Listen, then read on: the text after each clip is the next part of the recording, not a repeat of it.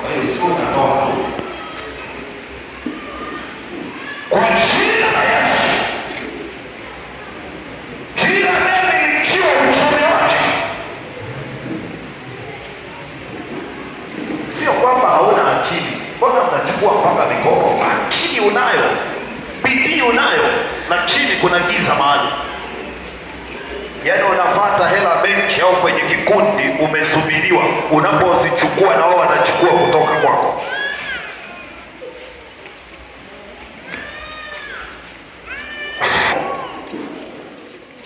Kwa jina la Yesu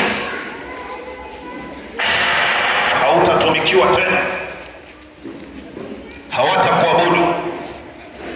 Kwa jina la Yesu, yeyote ambaye uko mikononi mwa adui, uko mikononi mwa Mungu fulani, uko mikononi mwa majini fulani, uko mikononi mwa mapepo fulani, sadaka zako kwa jina la Yesu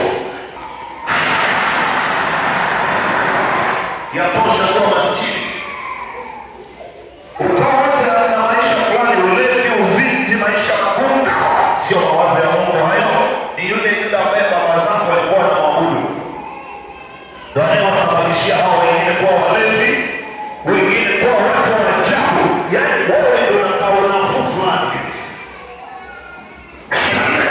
Na sasa kwa jina la Yesu, Mungu mwenye nguvu, uweza